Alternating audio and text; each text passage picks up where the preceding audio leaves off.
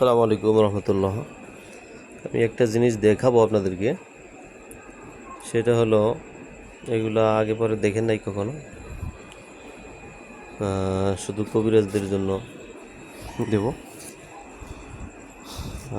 এটা হলো একটা কিতাবটা আপনারা দেখলে অবাক হয়ে যাবেন। এই ধরনের কিতাব চোখে পড়ে নাই, অনলাইনে কেউ দেয় না, এটা নিষেধাজ্ঞা রয়েছে। তো যে কোনো যারা কবিরাজগণ তারা ভালো মন্দ সব কাজই করতে পারে, যারা ভালো কবিরাজ।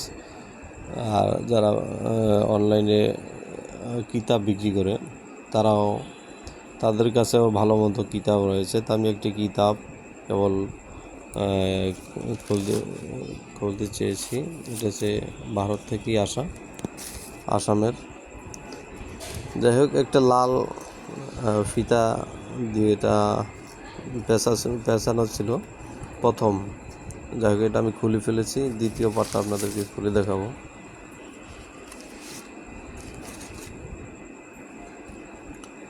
দেখেন, একটা লুঙ্গি দিয়ে পেঁচানো রয়েছে। একটা লুঙ্গিটা রয়েছে যারা সুইসাইড করেছে, এই তাদের পরনের যে কাপড়টা ছিল সুইসাইড করা, ওই কাপড়টা দিয়ে এই কিতাবটা মোড়ানো থাকে সবসময়। এটা হচ্ছে আপনারা কাজ করবেন যারা আমার কাছ থেকে কিতাবটা আমি বিক্রি করতে চাচ্ছি। তো যেহেতু কিতাব অ্যাভেলেবেল নাই, এগুলা ভারত আসামের আপনার ছাপা কারখানা বন্ধ করে দেওয়া হয়েছে। অন্যান্য কিতাবগুলো পাওয়া যায়, কিন্তু এই কিতাব নাই। যাই হোক, যে সুইসাইড করেছে তার একটি কাপড় রয়েছে ওই ব্যক্তির, এবং আরেকটি যেই লাল ফিতা দেখালাম, যে বাসর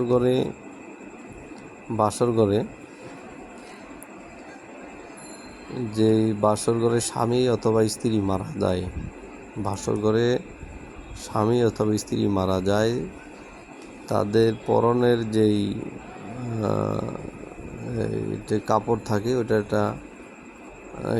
একটা অংশ ছিল। এটা যে বাসর ঘরে মারা যায় তার এই হচ্ছে একটি ফিতা।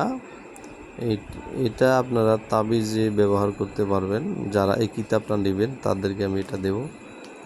এই অল্প পরিমাণ কেটে তাবিজে ভরে দিতে পারবেন। এলো এটার গুণ, 1 নাম্বার। দ্বিতীয়, সুইসাইড করে যে ব্যক্তি মারা গেছে তার কাপড়, এটা বান এবং শত্রু দমন, মারণ, এইসব কাজেই শুধু এই কাপড়টা খাটাইতে পারবেন। এই কাপড়ে আপনার কিছু আছে, কালি দিয়ে নাম লিখতে হবে। শত্রুর নাম লিখে, যদি আপনি এই কাপড়ে শুধু নাম লিখবেন, নাম লিখে এক পাশে নাম থাকবে, আর এক পাশে একটা নকশা থাকবে। ওই নকশাটা এই কিতাবের ভিতরে দেওয়া রয়েছে। শুধু নাম লিখে নকশাটা অপোজিট পাশে নাম লিখবেন আর আগুনে পোড়াই দিবেন, সাথে সাথে শত্রু নাই হয়ে যাবে, দেখবেন নাই। এটা 24 ঘন্টা 72 ঘন্টা এ ধরনের কোনো টাইম টেবিল নাই। এটা মনে করেন যে আপনি পোড়ায় খবর নেবেন, শুধু পোড়াবেন আর খবর নেবেন। যাই হোক, এই ধরনের আলোচনাভাবে যাচ্ছি না, এগুলা নিষেধাজ্ঞা রয়েছে। আমি আপনাদেরকে কিতাবটা দেখাবো, এটা হচ্ছে মূল বিষয়। তো এভাবেই ভারত আসাম থেকে আনা হয়েছে কিতাবটা। তো আমি কিতাবটা খুললাম, সবাই অনেকক্ষণ যাবৎ দেখতেছিলেন। কিতাবটা পাশে কতটুকু বড়, চড়া কতটুকু পাশ আমি দেখাচ্ছি। এই হলো কিতাব, চন্দন কাঠের, অরিজিনাল চন্দন কাঠের কিতাব। কিতাবটি অনেক পুরাতন। এগুলো বর্তমানে কোনো লাইব্রেরিতে পাওয়া যাচ্ছে না। লাম্বায় কিন্তু বড়, আপনি দেখতে পাচ্ছেন, লাম্বায় অনেকটা বড়। কিতাবটা লাম্বায় অনেকটা বড়, ঠিক আছে। এই হলো কিতাব।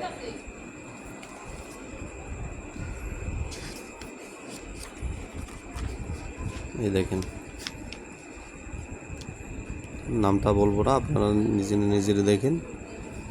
এই যে শিয়াং লামা হইতে সায়েন কিতাব বিস্তান নয়া হাট্টা লাহোর দিল্লি, এটা হচ্ছে দিল্লি ভারতের একটি কিতাব।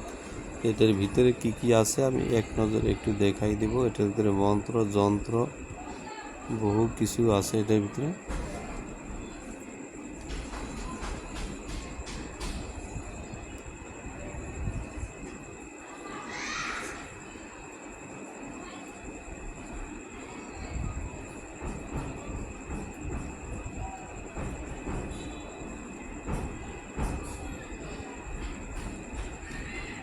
তো যাই হোক, কিতাবটা যারা নিতে চান তারা আমার সাথে যোগাযোগ করবেন। ধন্যবাদ। আসসালামু আলাইকুম রহমতুল্লাহ।